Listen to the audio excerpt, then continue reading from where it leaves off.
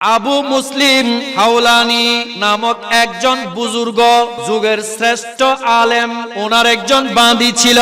যেই বাঁদী আবু মুসলিম হাওলানিকে প্রতিনিয়ত দীর্ঘ সময় যাবত খানা পিনার মধ্যে বিষ মিশ্রণ করে দিত। এভাবে আবু মুসলিম হাওলানি রাদিয়াল্লাহু তাআলা আনহু ওই বান্দি দীর্ঘদিন যাবত এই কাজ করে আসছে।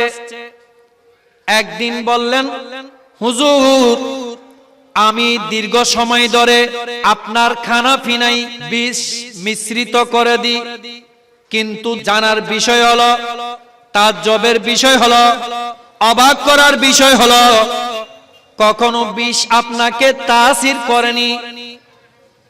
আবু মুসলিম হাওলানি রাদিয়াল্লাহু তাআলা আনহু, যিনি যুগের শ্রেষ্ঠ বুজুর্গ এবং আলেম ছিলেন, উনি বললেন, আমি যখনই আহার পানাহার করি, আমি যখনই খাবার শুরু করি, যখনই আহার পানাহার শুরু করি, তখন আল্লাহর নাম তথা বিসমিল্লাহ বলে খাবার শুরু করি। সুবহানাল্লাহ।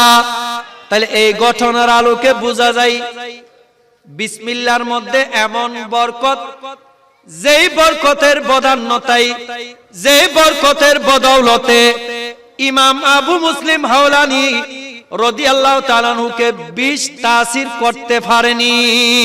মানুষ বড়ই বেপরোয়া, কথাবার্তায়, আচার ব্যবহারে, প্রতিটি ক্ষেত্রে মানুষ সীমাহীন বেপরোয়া।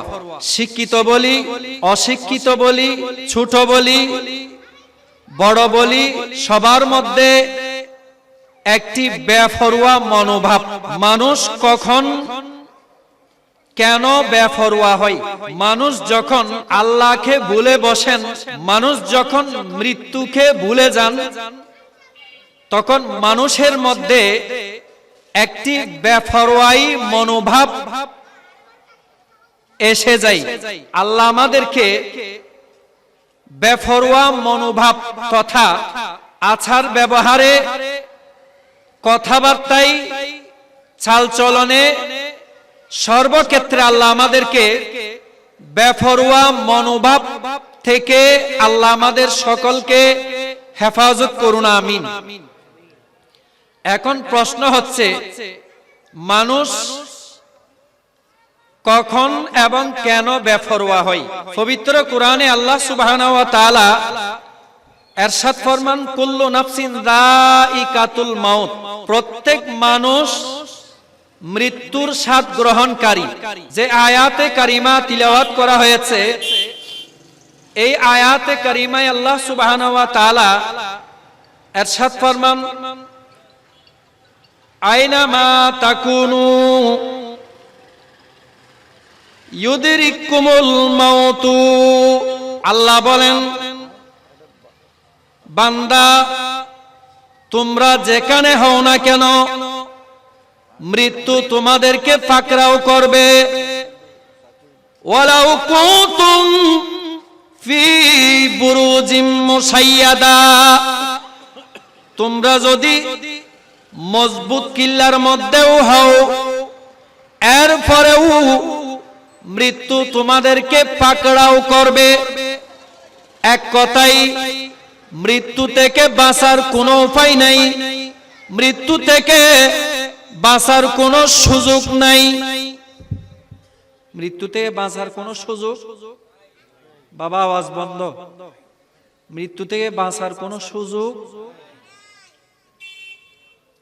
তো মৃত্যুর জন্য আমরা কি করব? মৃত্যুর জন্য আমাদের প্রস্তুতি কি? কোন আমলের মাধ্যমে অন্তরে মৃত্যুর স্মরণ আসে? মোহতারাম হাজরিন, হাদিসে পাওয়া আসছে,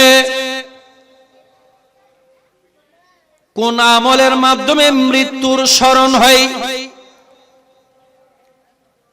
সাইয়েদুনা আবু হুরায়রা রাদিয়াল্লাহু তাআলা আনহু তে বর্ণিত হাদিস, আন আবি হুরায়রাতা রাদিয়াল্লাহু তাআলা আনহু قال قال رسول الله صلى الله تعالى عليه وسلم জুরুল কুবুরা ফাইন্না তুযাক্কিরুল মাউতা।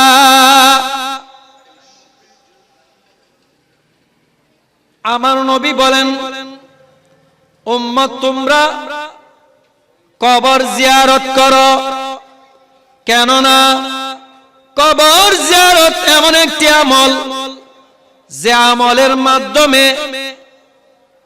মৃত্যুর স্মরণ এসে যায়। সুবহানাল্লাহ।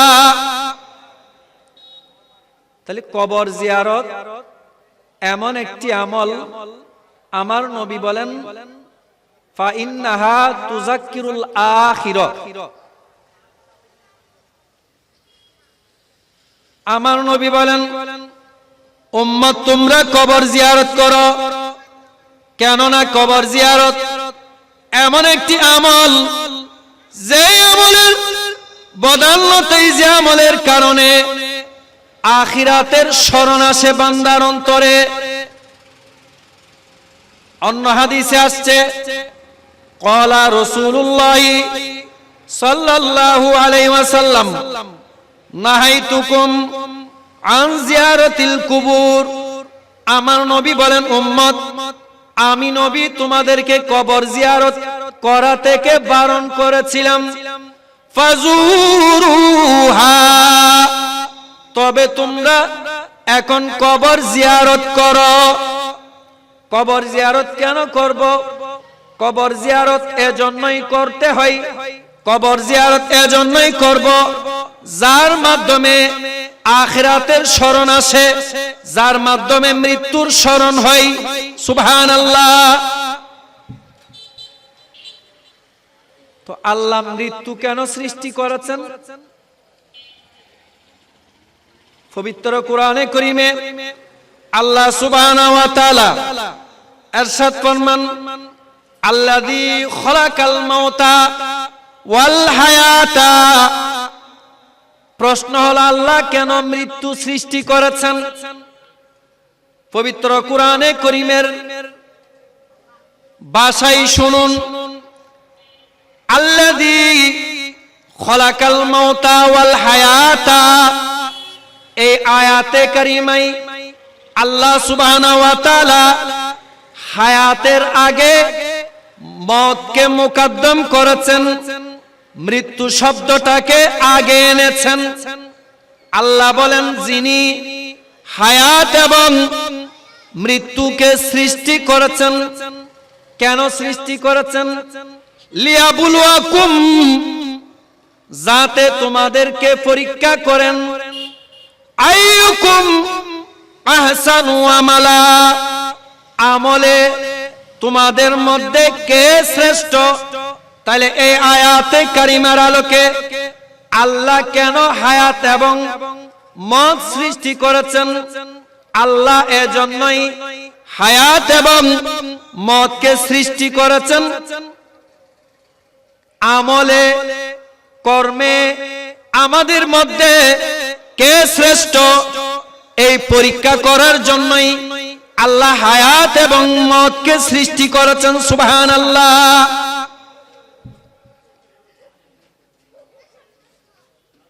তাহলে মৃত্যুর জন্য আমাদের করণীয় কি?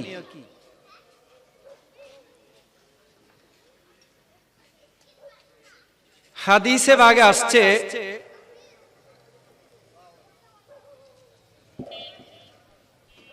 আব্দুল হুজুর স্টেট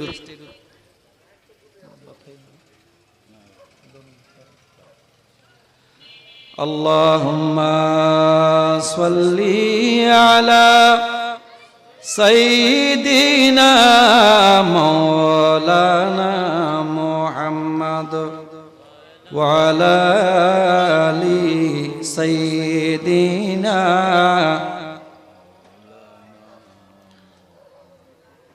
মোহতারাম হাজরিন,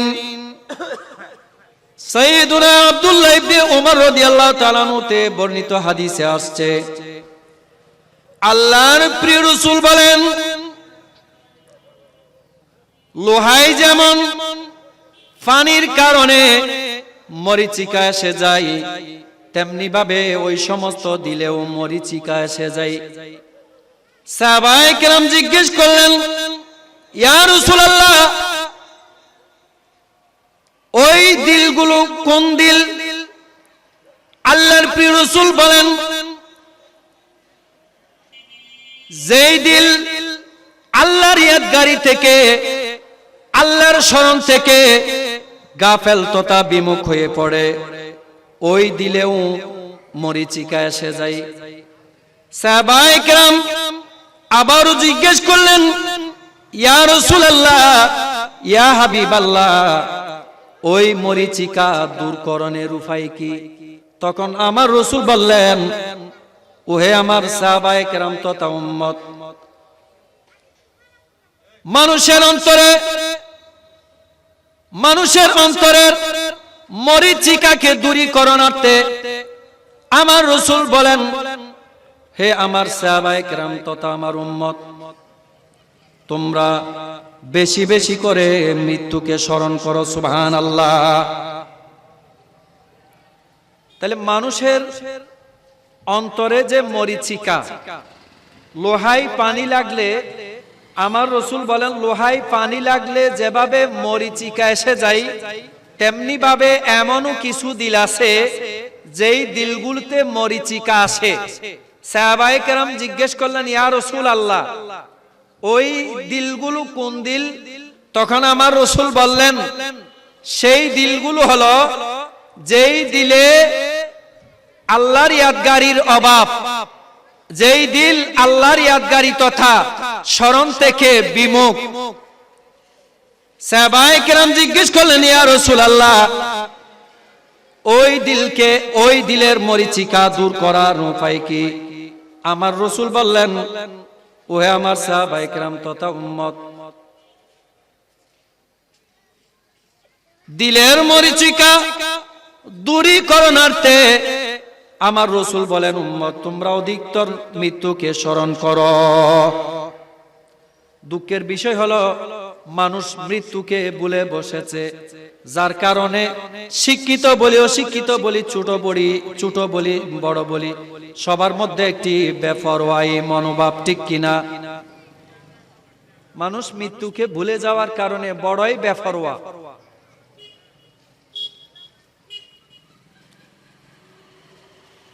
দ্বিতীয়ত আমার রাসূল বলেন, উম্মত তোমরা অধিক হারে আল্লাহর কিতাব কোরআনে করিমের তিলাওয়াত করো। সুবহানাল্লাহ। তাইলে হাদিসের আলোকে বোঝা গেল মানুষের দিলের মধ্যে যে মরিচিকা, ওই মরিচিকা দূরীকরণার্থে আমাদের যেটি করতে হবে সেটি হলো মৃত্যুকে অধিকতর স্মরণ করতে হবে, সাথে সাথে আল্লাহর কিতাব কোরআনে করিমের তিলাওয়াত করতে হবে। সুবহানাল্লাহ। অন্য আরেক হাদিসে আল্লাহর প্রিয় হাবিব সাল্লাল্লাহু আলাইহি ওয়াসাল্লাম ইরশাদ ফরমান, হাদিসটি সাইয়্যিদুনা আবু হুরায়রা রাদিয়াল্লাহু তাআলা আনহু থেকে বর্ণিত। আন আবি হুরায়রা রাদিয়াল্লাহু তাআলা আনহু قال قال রাসূলুল্লাহ সাল্লাল্লাহু আলাইহি ওয়াসাল্লাম, আমার রাসূল বলেন, আকসিরু যিকরা হাজিমিল লাজ্জাতিল মাউত, উম্মত তোমরা স্বাদ বিনষ্টকারী মৃত্যুকে অধিক পরিমাণে স্মরণ করো। দুর্ভাগ্যের বিষয় হলো আজকে ছোট বলি, বড় বলি, শিক্ষিত জেনারেশন বলি, অশিক্ষিত জেনারেশন বলি, কারো মধ্যে যেন মৃত্যুর ইয়াদগারি নেই, মৃত্যুর স্মরণ নেই। অথচ আমার আল্লাহ বলেন, ইউদরিকুমুল মাউতু আইনামা তাকুনু ইউদরিকুমুল মাউতু, বান্দা তুমি যেখানেই হও না কেন মৃত্যু তোমাকে পাকড়াও করবে। মৃত্যু থেকে বাঁচার কোনো উপায় নেই, মৃত্যু থেকে বাঁচার কোনো সুযোগ নেই, মৃত্যুবরণ করতেই হবে। প্রশ্ন হলো, আমরা কি আদৌ মৃত্যুর জন্য রেডি? মোহতরম হাজরিন, আজকে মুসলমান পৃথিবীর প্রত্যন্ত অঞ্চলে মুসলমান প্রতিনিয়ত নির্যাতিত, নিষ্পেষিত। কারণ কি? কারণ হচ্ছে আল্লাহ রসুলকে ভুলে যাওয়ার কারণে, মৃত্যু এবং আখিরাতকে ভুলে যাওয়ার কারণে, দুনিয়ামুখী হওয়া, এই দুনিয়ামুখী হওয়ার কারণে আজকে মুসলমান নির্যাতিত এবং নিষ্পেষিত হচ্ছে। আজকে মুসলমানদের মধ্যে না আছে মৃত্যুর কোনো ভয়ভীতি, না আছে মুসলমানদের ঘরে আল্লাহর কিতাব কোরআনে করিমের তিলাওয়াত। অথচ হাদিসে পাকে সাইয়েদুনা আনাস বিন মালিক রাদিয়াল্লাহু তাআলা আনহু তে বর্ণিত হাদিসে পাকে আসছে, যেই ঘরে আল্লাহর কিতাব কোরআনে করিমের তিলাওয়াত হয়, ওই ঘরে আল্লাহর রহমতে ফেরেশতারা গমন করেন, ওই ঘরে আল্লাহর রহমত বর্ষণ হয়, ওই ঘরে অশান্তি থাকে না, ওই ঘর শান্তির নীড়ে পরিণত হয়। আর যেই ঘরে আল্লাহর কিতাব কোরআনে করিমের তিলাওয়াত হয় না, ওই ঘরে রহমতের ফেরেশতারা ওই ঘর থেকে বের হয়ে যান, শয়তান পদার্পণ করে। শয়তান পদার্পণ করার কারণে ওই ঘরে রহমত ও বরকত উঠে যায়, ওই ঘরে অশান্তির আগুন জ্বলতে থাকে। স্বামী স্ত্রীর মধ্যে বনাবনি না থাকা, পিতা পুত্রের মধ্যে বনাবনি না হওয়া, মা মেয়ের মধ্যে ঝগড়াঝাটি হওয়া। তাইলে যে ঘরে আল্লাহর কিতাব কোরআনে করিমের তিলাওয়াত হয়, ওই ঘরে রহমতের ফেরেশতাদের গমন হয়। রহমতের ফেরেশতারা যখন গমন করেন, ওই ঘর থেকে শয়তান পলায়ন করে। আজকে দুঃখের বিষয় হলো মুসলমানের ঘরে কোরআন থাকলেও তিলাওয়াত হয় না, ঠিক না বেঠিক? এমন কোন মুসলমানের ঘর আছে যে ঘরে কোরআন নাই? কিন্তু দুঃখের বিষয় হলো মুসলমানের ঘরে কোরআন থাকলেও কোরআনের তিলাওয়াত হয় না, ঠিক না? কথা বলি ঠিক না? সেজন্য আমাদের ঘরে কি শান্তি না অশান্তি? তাইলে আমাদের ঘরে স্থায়ীভাবে অশান্তির মূলোৎপাটন যদি আমরা করতে চাই, তাইলে নিয়মিত আমাদেরকে আল্লাহর কিতাব কোরআনে করিমের তিলাওয়াত করতে হবে। কেন আল্লাহর কিতাব কোরআনে করিমের তিলাওয়াত করবেন? আমার রাসূল বলেন, ইকরাউল কুরআনা। আমার রাসূল বলেন, উম্মত তোমরা আল্লাহর কিতাব কোরআনে করিমের তিলাওয়াত করো। ফা ইন্নাহু ইয়াতি ইয়াউমাল কিয়ামাতি শাফিআন লিআসহাবিহি। আমার রাসূল বলেন, উম্মত তোমরা আল্লাহর কিতাব কোরআনে করিমের তিলাওয়াত করো। কেননা এই কোরআনে করিম কাল কিয়ামতের ময়দানের কঠিন দিনে পাঠকদের জন্য শাফাআতকারী হিসেবে আসবে। সুবহানাল্লাহ। তাহলে এই হাদিসের আলোকে বোঝা যায় কোরআনে করিমের তিলাওয়াত এমন বরকতময়, এমন ফজিলত মণ্ডিত একটি আমল, যে আমলের বদৌলতে কাল কিয়ামতের ময়দানের কঠিন দিনে ফাটকদের জন্য আল্লাহর কিতাব কোরআনে করিম শাফাআত করবে। সুবহানাল্লাহ। একটু বড় করে বলি না সুবহানাল্লাহ। শুধু তা নয়, আমার রাসূল অন্য হাদিসে বলেছেন কেন কোরআন তেলাওয়াত করবেন। কোরআন তেলাওয়াত পাঠকদের জন্য কাল কিয়ামতের ময়দানে শাফাআত করবেন। শুধু তা নয়, আমার রাসূল আরো বলেন, আন আব্দুল্লাহ ইবনে মাসউদ রাদিয়াল্লাহু তাআলা আনহু قال قال رسول الله صلى الله تعالى عليه وسلم من قرأ হরফান মিন কিতাবিল্লাহি।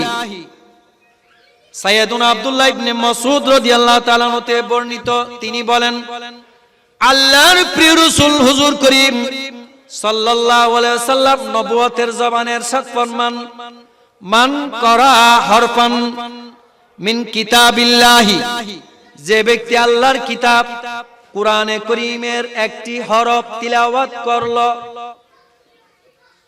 অথবা করবে, ফালাহু হাসানাতুন, তার জন্য একটি নেকি। কয়টি নেকি? ওয়াল হাসানাতু বিআশরি আমসালিহা, আর একটি নেকি সেইটি 10 নেকি বরাবর। সুবহানাল্লাহ।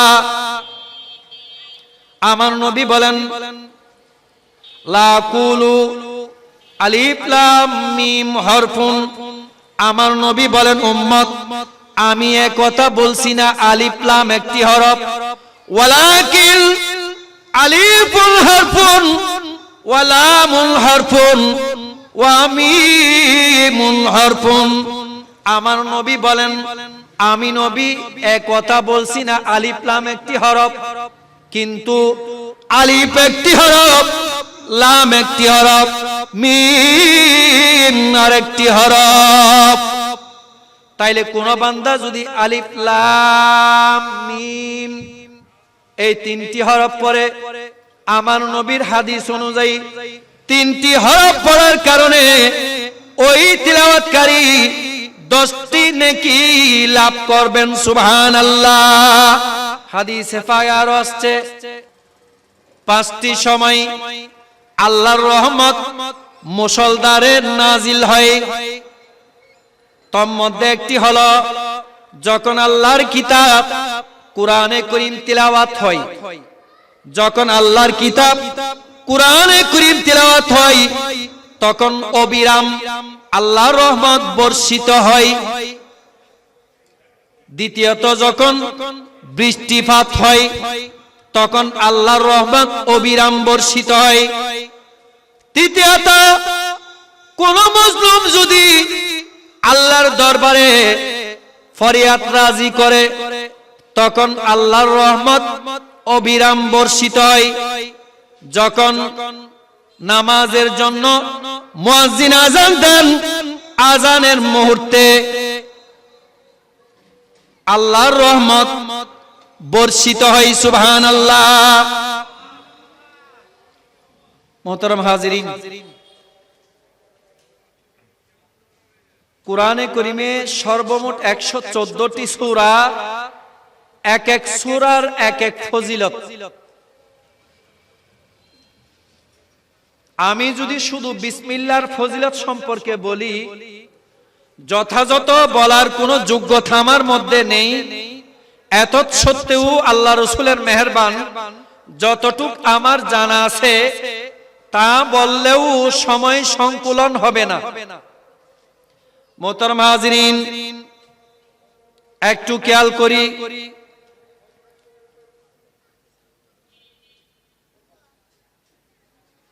আবু মুসলিম হাওলানি নামক একজন বুজুর্গ, যুগের শ্রেষ্ঠ আলেম, ওনার একজন বাঁদী ছিল। যেই বাঁদী আবু মুসলিম হাওলানিকে প্রতিনিয়ত দীর্ঘ সময় যাবত খানা পিনার মধ্যে বিষ মিশ্রণ করে দিত। এভাবে আবু মুসলিম হাওলানি রাদিয়াল্লাহু তাআলা আনহু ওই বান্দি দীর্ঘদিন যাবত এই কাজ করে আসছে।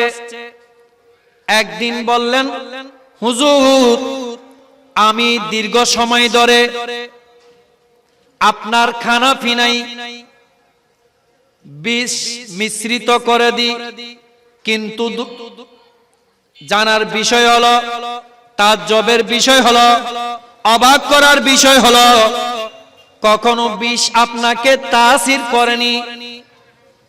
আবু মুসলিম হাওলানি রাদিয়াল্লাহু তাআলা যিনি যুগের শ্রেষ্ঠ বুজুর্গ এবং আলেম ছিলেন, উনি বললেন, আমি যখনই আহার পানাহার করি, আমি যখনই খাবার শুরু করি, যখনই আহার পানার শুরু করি, তখন আল্লাহর নাম তথা বিসমিল্লাহ বলে খাবার শুরু করি। সুবহানাল্লাহ।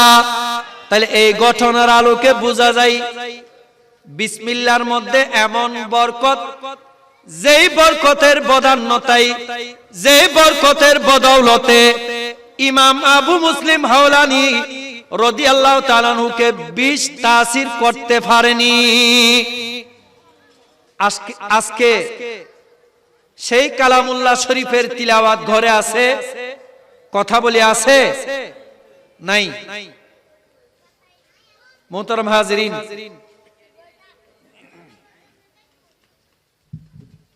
আমার আলোচনা ছিল যে মৃত্যুর জন্য আমরা কি আদৌ প্রস্তুত? মোহতারাম হাজিরিন, একদা উম্মুল মুমিনিন মা আয়েশা সিদ্দিকা রাদিয়াল্লাহু তাআলা আনহা আমার নবীর দরবারে এসে জিজ্ঞেস করলেন, বললেন, ইয়া রাসূলুল্লাহ, ইয়া রাসূলুল্লাহ, কোন মানুষ যুদ্ধে অংশগ্রহণ না করেও এমন কোন ব্যক্তি আছেন কিনা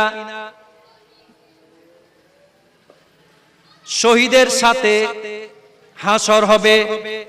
তখন আমার রাসূল উম্মুল মুমিনিন আয়েশা সিদ্দিকা রাদিয়াল্লাহু তাআলা আনহাকে বললেন, ওগো আয়েশা শোনো, হ্যাঁ আছে। আমার যে উম্মতের পুরুষ মহিলারা দৈনন্দিন 20 বার দৈনন্দিন 20 বার মৃত্যুকে স্মরণ করবে, ওই বান্দার হাসর ইসলামের যুদ্ধে যারা শাহাদত বরণ করেছেন ওই সমস্ত শাহাদত বরণকারীর সাথে ওই বান্দার হাসর হবে, যেই বান্দা দৈনন্দিন 20 বার মৃত্যুকে স্মরণ করেন। সুবহানাল্লাহ। তাহলে মৃত্যুকে স্মরণ করার দরকার আছে না নাই? মৃত্যুকে আপনি যতই ভুলে বসেন, মৃত্যু কিন্তু আমাদের কাউকে ছাড় দেবে। অতএব আমাদেরকে মৃত্যুর প্রস্তুতি নিতে হবে। মৃত্যুর প্রস্তুতি কল্পে আমাদেরকে কোন কোন আমল করতে হবে? নামাজ পড়তে হবে, কোরআন তিলাওয়াত করতে হবে। ন্যূনতম সময়ের স্বল্পতার জন্য যদি কেউ বেশি তিলাওয়াত নাও করতে পারেন, অন্ততপক্ষে দৈনন্দিন 2টা পৃষ্ঠা তিলাওয়াত করবেন। ঘরে অবিরাম আল্লাহর রহমত বর্ষণ হবে।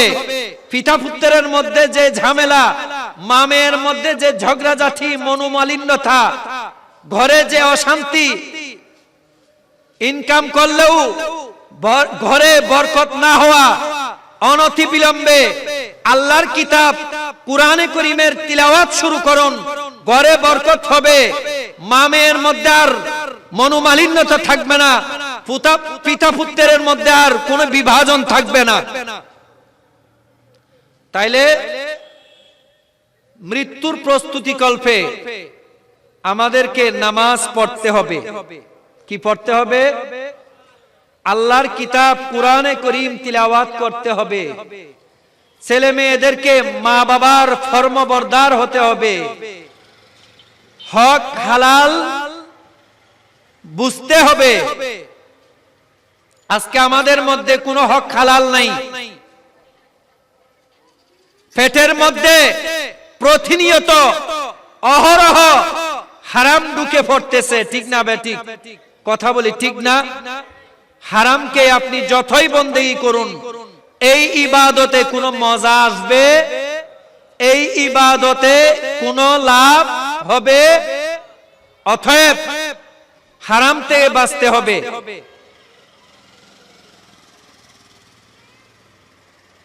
মোহতারাম হাজিরিন, আন আবি হুরায়রা রাদিয়াল্লাহু তাআলা আনহু قال قال رسول الله صلى الله عليه وسلم سباب المسلم فسوق وقتاله كفر মোহতারাম হাজিরিন, আমার নবী বলেন, কাউকে গালি মন্দ করা, কাউকে গালি দেওয়া এটা ফিস্ক, এবং কোন মুসলমানের সাথে যুদ্ধ করা এটা কুফরি। এটাকে আমার নবী কুফর বলেছেন। এবার আসুন, আমার নবী বিদায় হজের ভাষণে উম্মতকে সাবধান করেছেন। আমার নবী বলেন, উম্মত সাবধান, হে আমার সাহাবায়ে কিরাম তথা হে আমার উম্মতের পুরুষ মহিলারা, সাবধান সাবধান সাবধান। তোমরা আমি নবীর পরে একজন আরেকজনকে হত্যা করে কাফের হয়ে যেও না। দেখেন, একটি হাদিসে সিবাবুল মুসলিমি ফুসুকুন বলেছেন, মুসলমানকে গালি দেওয়া এটা ফিস্ক। অন্য হাদিসে আমার নবী বিদায় হজের ভাষণে বলেন, উম্মত আমি নবীর পরে তোমরা একে অপরকে হত্যা করে কাফির হয়ে যেও না। আজকে একটা চতুষ্পদ জন্তুকে হত্যা করতে মানুষের বিবেক বাধা দেয়। দুঃখের বিষয় হলো, আমাদের দেশে একজন মুসলমান আরেকজন মুসলমানের উপর হিংসা পরায়ণ হয়ে হত্যা করতে দ্বিধাবোধ করে না। ঠিক না বেঠিক? এমন কোন দিন নাই, দেশের এমন কোন জেলা উপজেলা নেই যেই দিন কেউ না কেউ খুন হচ্ছে না। ঠিক না বেঠিক? অথচ আমার নবী কি বলেছেন, উম্মত তোমরা আমি নবীর পরে একজন আরেকজনকে খুন করে, একজন আরেকজনকে হত্যা করে কাফির হয়ে যেও না। এর আগের হাদিসে আমার রাসূল হত্যাযজ্ঞকে কুফরি বলেছেন। হত্যাযজ্ঞকে কি বলেছেন? মোহতারাম হাজরিন, এবার আসি ফিসকুন মানে কি।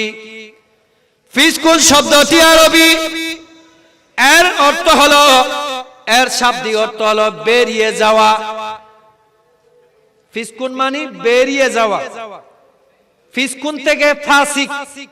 ফাসিক কাকে বলা হয়? ফাসিক ওই বান্দাকে বলা হয়, ওই ব্যক্তিকে বলা হয় কবিরা গুনাহ করার মাধ্যমে যেই বান্দা আল্লাহর আনুগত্য থেকে বেরিয়ে যায়, ওই ব্যক্তিকে ফাসিক বলা হয়। ওই ব্যক্তিকে কি বলা হয়? ফাসিক বলা হয়। অতএব আমার রাসূল আজকে মুসলমান সমাজের মধ্যে গালিমন্দের অভাব আছে। কথা বলি, গালিমন্দের অভাব আছে? গালিমন্দের অভাব নাই। গালি না দিলে আমাদের পেটের ভাত হজম হয় না। অনেক সময় আমরা কথাই কথাই গালি গালাজ দিয়ে কথা বলি। অনেক সময়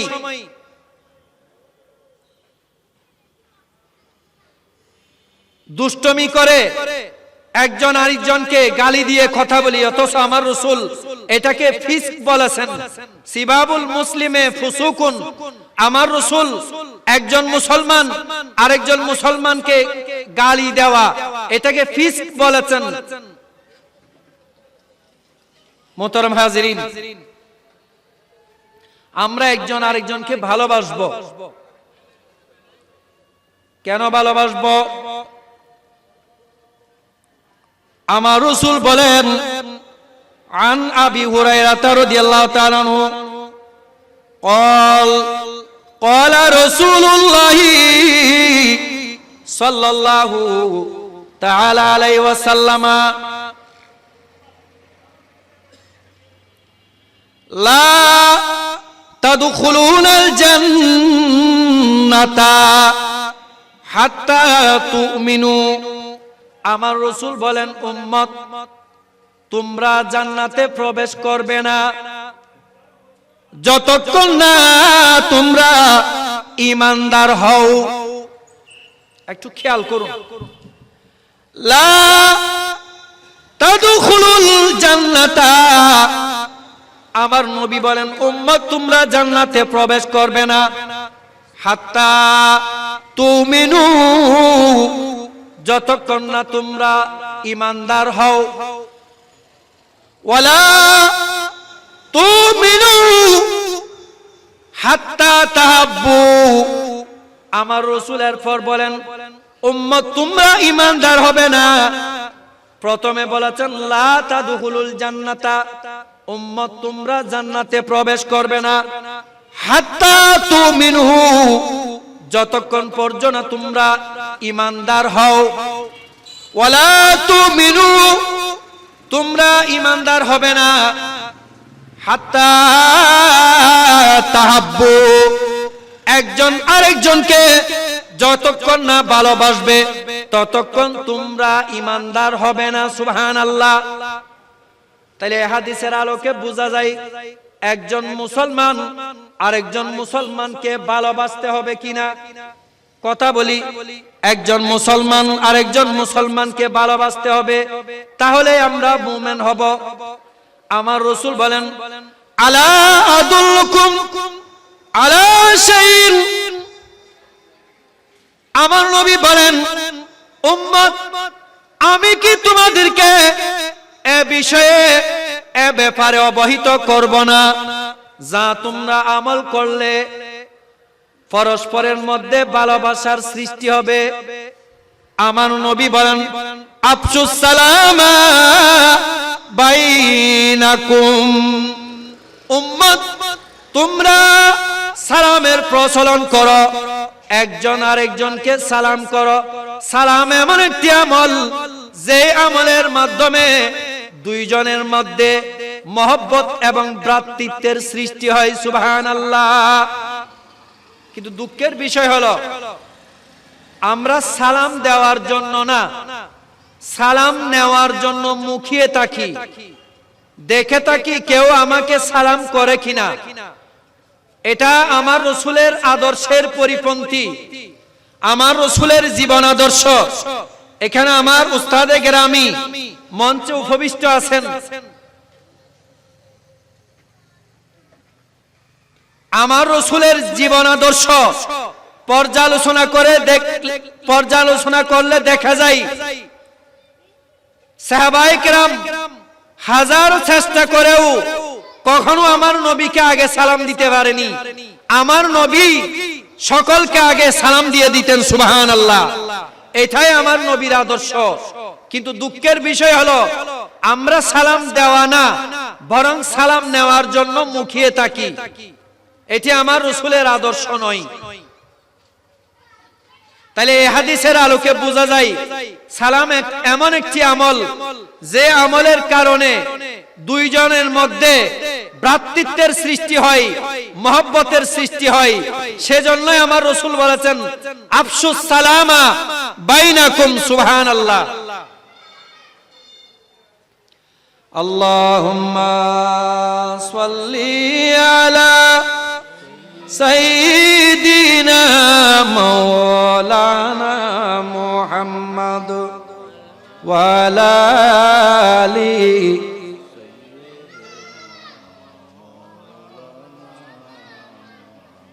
در شب معراج بوده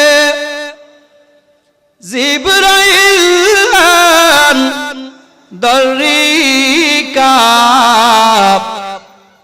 ফানহাদা বর শরীরে গুম্বদে হাদারা তুই আল্লাহুম্মা সাল্লি আলা মাওলানা মুহাম্মদ ওয়া আলা আলিহি। মোহতারাম হাজিরিন, আমার রাসূল অন্য এক হাদিসে ইরশাদ করেন আসসালামু ক্বাবলাল কালাম। আমার রাসূল বলেন পরস্পর দুইজন মুসলমানের মধ্যে যখন সাক্ষাৎ হয়, আমার নবী বলেন, উম্মত কথা বলার আগে তোমরা উভয়ে একে অপরের সাথে সালাম বিনিময় করো। সুবহানাল্লাহ। এখন আমরা যখন আমাদের মোবাইলের রিংটোন বেজে ওঠে তখন আমরা হ্যালো বলি, কিন্তু আমার রাসূল বলেন, উম্মত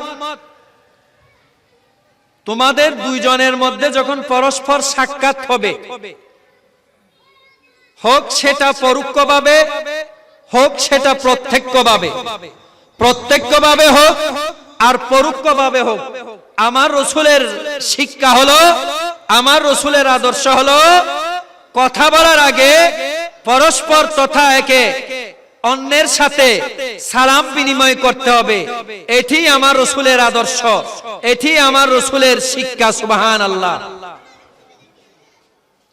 আজকে সালামের আকাল চলছে, সালাম নেওয়ার চাইতেও দেওয়া বড়। সেজন্য কিতাবের মধ্যে দেখা যায়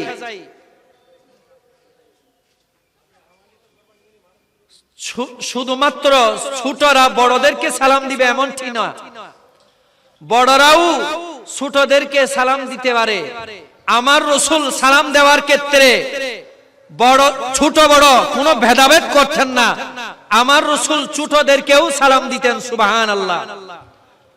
অতএব আমার রাসূলের এই জীবন আদর্শ থেকে আমরা শিক্ষা নেব, বয়সে যদি আমি বড়ও হই এত সত্ত্বেও আমার বয়সী ছোটকেও আমি সালাম দেব। এটাই আমার রাসূলের সুন্নাত, এটাই আমার রাসূলের আদর্শ। আল্লাহ আমাদেরকে আমল করার তৌফিক দান করুন, আমিন। মুহতারাম হাজিরিন, আমার আলোচনার বিষয়বস্তু মৃত্যুর জন্য আমাদের প্রস্তুতি কি। তাহলে নামাজ পড়ার দরকার আছে না নাই? কথা বলি, নামাজ পড়ার দরকার আছে না নাই? মুহতারাম হাজিরিন, আন আব্দুল্লাহ ইবনে মাসউদ রাদিয়াল্লাহু তাআলা আনহু قال قال رسول الله صلى الله تعالى عليه وسلم سألت النبي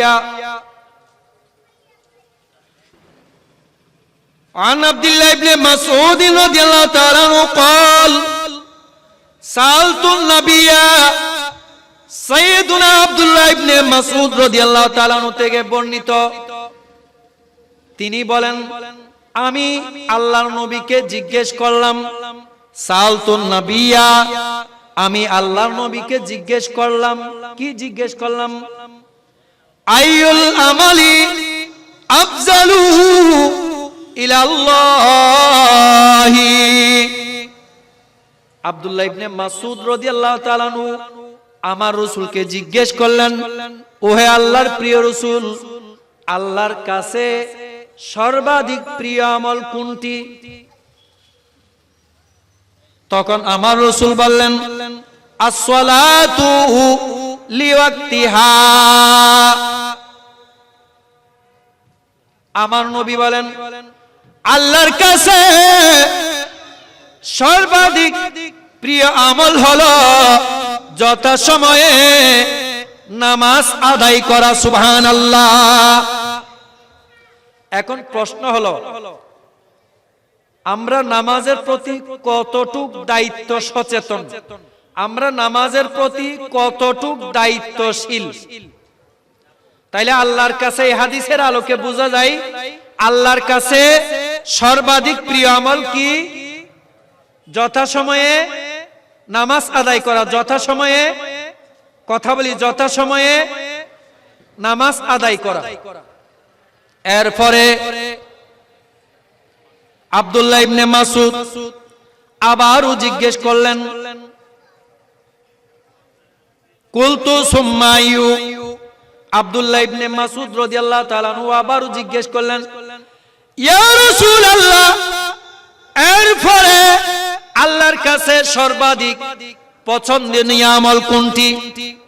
তখন আল্লাহর প্রিয় রাসূল নবুয়তের জবানে ইরশাদ ফরমান, বিররুল ওয়ালিদাইন, মা বাবার সাথে সদাচার করা। দেখুন,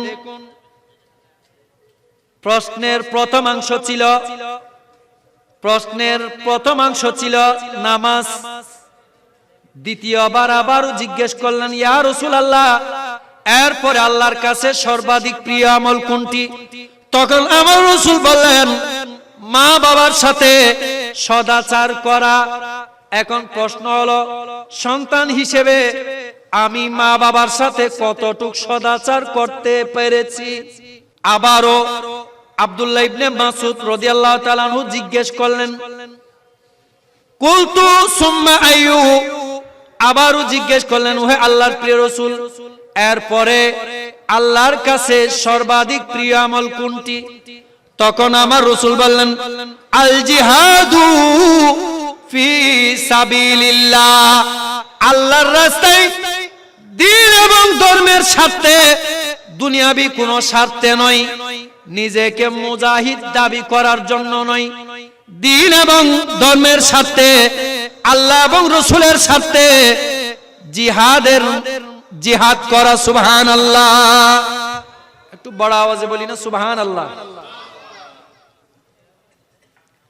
তাহলে এই হাদিসের আলোকে আল্লাহর কাছে তিনটি প্রিয় আমল। প্রথম প্রিয় আমল কোনটি? নামাজ বলি। প্রথম প্রিয় আমল কোনটি? আল্লাহর কাছে সবচাইতে বেশি প্রিয় আমল নামাজ। এখন আমরা নামাজের প্রতি কতটুক দায়িত্বশীল? মোহতারাম হাজিরিন, একটু খেয়াল করি। হাদিসে পাকে আসছে, রাইসুল মুফাসসিরিন হযরতে সাইয়েদুনা আব্দুল্লাহ ইবনে আব্বাস রাদিয়াল্লাহু তাআলা আনহু চক্ষু ফিরাই অসুস্থ হয়ে পড়লেন। সাইয়েদুনা আব্দুল্লাহ ইবনে আব্বাস রাদিয়াল্লাহু তাআলা আনহুকে কেউ একজন বললেন, হুজুর, আপনি যদি এক সপ্তাহ যাবত নামাজ না পড়েন তাহলে আমি আপনার চিকিৎসা দেব। তখন সাইয়েদুনা আব্দুল্লাহ ইবনে আব্বাস রাদিয়াল্লাহু তাআলা আনহু সিদ্ধান্ত নিলেন, আমি আব্দুল্লাহ ইবনে আব্বাস আমার চোখ বিসর্জন দিতে পারি, নামাজকে বিসর্জন দিতে পারি না। তখন আব্দুল্লাহ ইবনে আব্বাস রাদিয়াল্লাহু তাআলা আনহু নামাজের জন্য নিজের দৃষ্টিশক্তি কুরবানি দিয়েছেন। এত সত্ত্বেও এক মুহূর্তের জন্য নামাজ থেকে পিছপা হয় নাই। দুঃখের বিষয় হলো, আমরা বিভিন্ন অজুহাতে নামাজ বাদ দিই, নামাজ ত্যাগ করি, কিন্তু আব্দুল্লাহ ইবনে মাসউদ রাদিয়াল্লাহু তাআলা আনহু নামাজের জন্য দৃষ্টি শক্তিকে বাদ দিয়েছেন, দৃষ্টি শক্তিকে বিসর্জন দিয়েছেন, ঠিক কিনা?